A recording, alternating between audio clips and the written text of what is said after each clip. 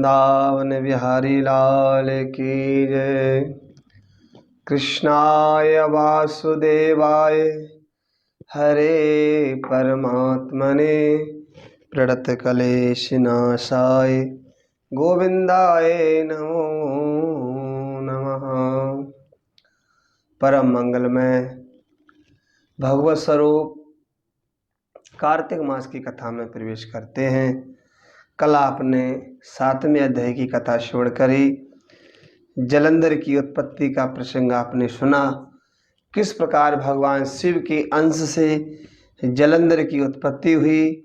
अब आगे किस प्रकार से भगवान शिव से उसका युद्ध होगा और भगवान विष्णु उसकी पत्नी वृंदा का पातिव्रत धर्म जो भंग होगा तभी शिव जी उसको मार सकते हैं।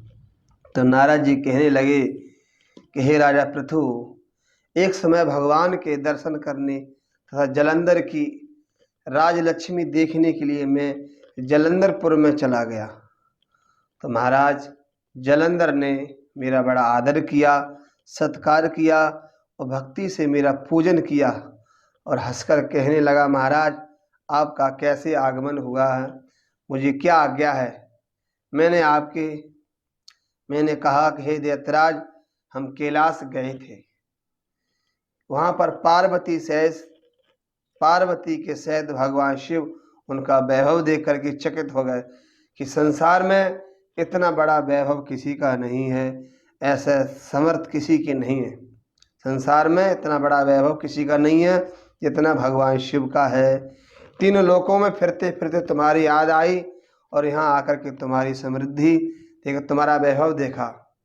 शिव जी से किसी बात में कम नहीं है, फिर भी तुम्हारे पास में एक कमी है। वो कौन सी कमी है?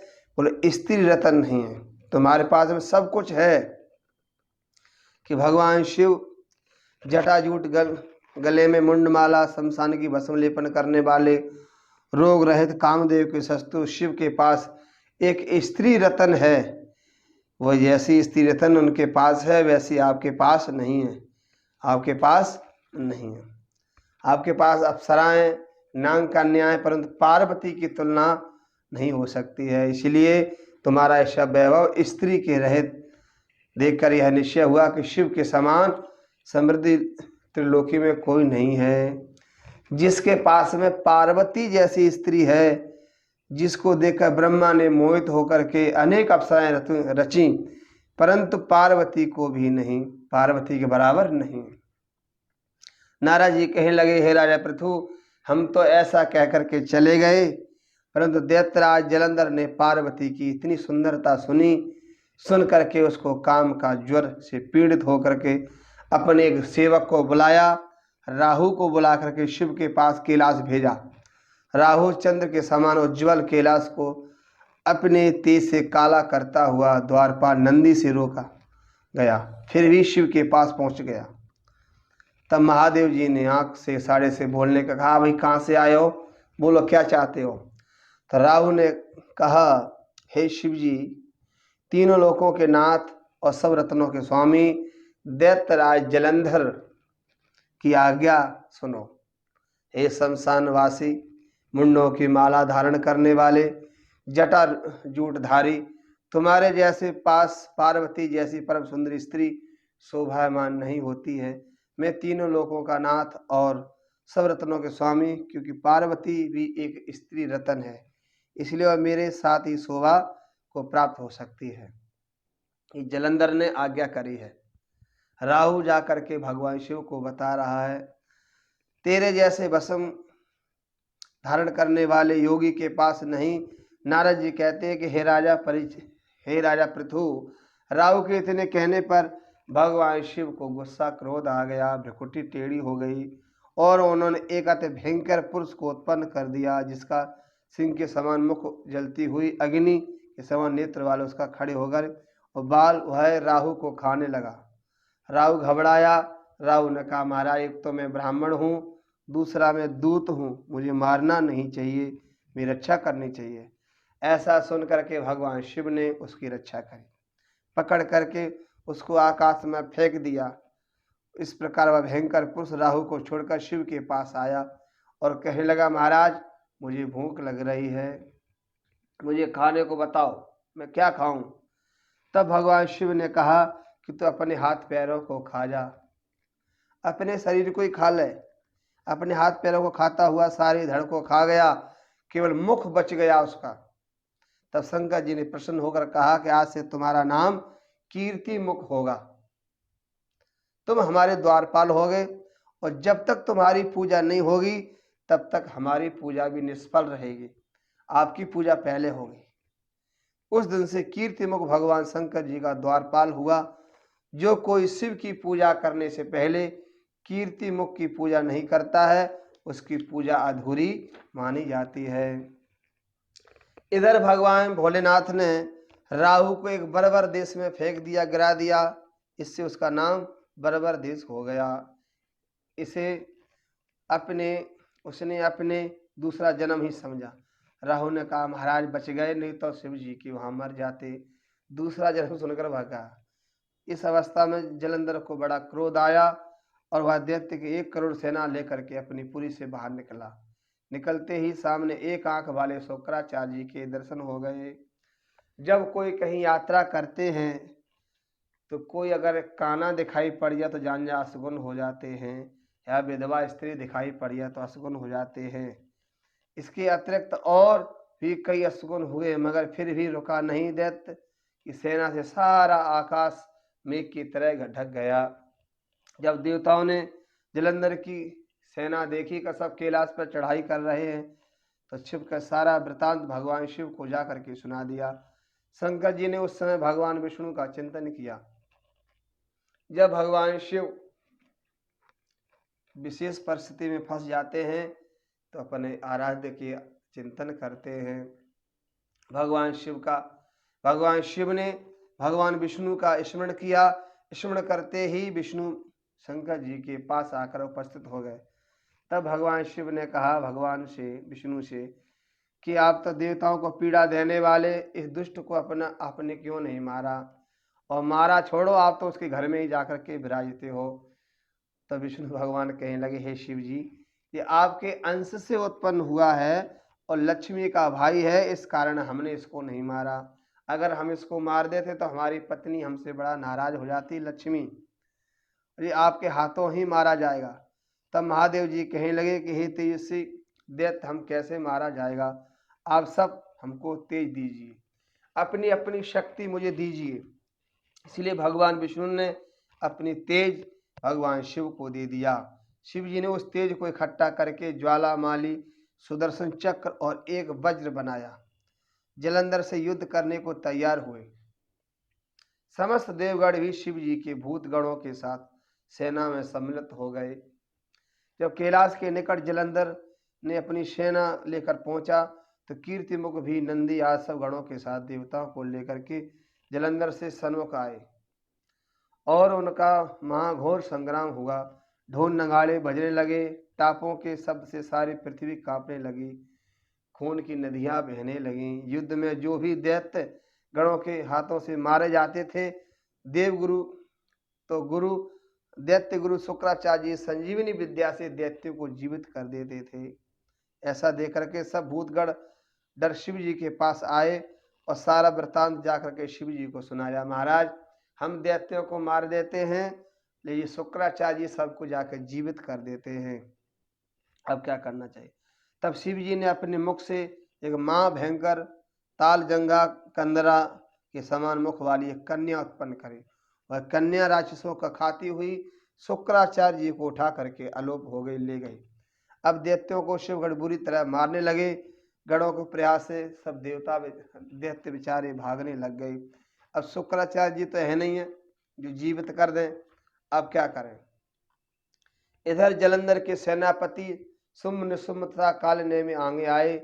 इन तीनों महाबली दैत्यों ने घोर युद्ध करके आकाश के बाणों को ढक दिया, जैसे टिड्डी दल के दल ढक देती है। गणों को मारने लगी। यह दशा देख करके सेना डर के मारे भागने लगी। अपनी सेना को भागते हुए देख करके नंदी, गणेश और कार्तिक तीनों ने मिलकर कालनेमि, शुम्भ और निशुम्भ को रोका, युद्ध करने लगे। कालनेमि और शुम्भ दोनों ही गणेश जी को घायल कर दिया। गणेश जी को भी घायल कर दिया। तब गणेश जी की सहायता को वीरभद्र दौड़ पड़े कि गणेश जी अकेले फंस रहे। उनके पीछे कुष्मांडा, भैरव, बेताल, पिशाच, योगिनी, शाकिनी सब दौड़ पड़े गणेश जी के पास में। इतनी गर्जना और किलकिलाहट शब्द सारी पृथ्वी कांपने लगी और सब दैत्यों को खाने लगे। तब सिंह के कार्तिक के मोर और घायल कर दिया। 5 बाण उनकी छाती पे मारे जिससे वे अचेत हो गए। कार्तिक को भी अचेत कर दिया। जब तक स्वामी कार्तिक चेतना को प्राप्त हुए तब तक सिंह ने बड़े वेग से अपनी एक शक्ति उन पर मारी। नंदी ने 7 बाणों से कालनेमी को, घोड़े को मारकर उसके सारथी को मार गिराया। तब कालनेमी ने भी नंदी का धनुष काट दिया। उधर गणेश और शुंभ के युद्ध में भी शुंभ ने अनेक बाण गणेश को मारे, परंतु गणेश जी ने अपने कुल्हाड़े से शुंभ को घायल कर दिया, पृथ्वी पर गिरा दिया। इस प्रकार मार करके दैत्य सेना ऐसे भागने लगी जैसे पवन से मेघ भाग जाते हैं। अपनी सेना को इस प्रकार भागती हुई देख करके बड़ी ऊंची पताका से पथ पर रथ पर बैठकर स्वयं जलंधर आ गया सन्मुख। अब जलंधर जैसे ही आया, आते देख करके गणेश जी, नंदी और कार्तिक को अपने बाणों से घायल कर पृथ्वी पर गिरा दिया। तब वीरभद्र ने अनेक बाण जलंधर को मारे और उसके रथ की पताका को काट गिराया। तब जलंधर ने क्रोध कर अपना परघर वीरभद्र को दे मारा।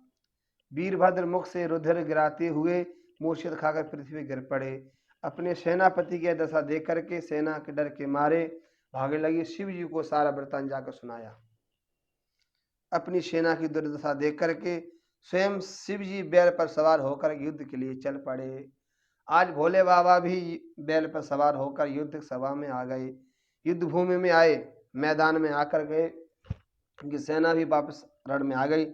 शिव जी के आते अनेक बाण मारकर दैत्य ने सेना को मार भगाया। दैत्य सेना इस प्रकार भागने लगी जैसे कार्तिक मास के व्रत से सब पाप भाग जाते हैं।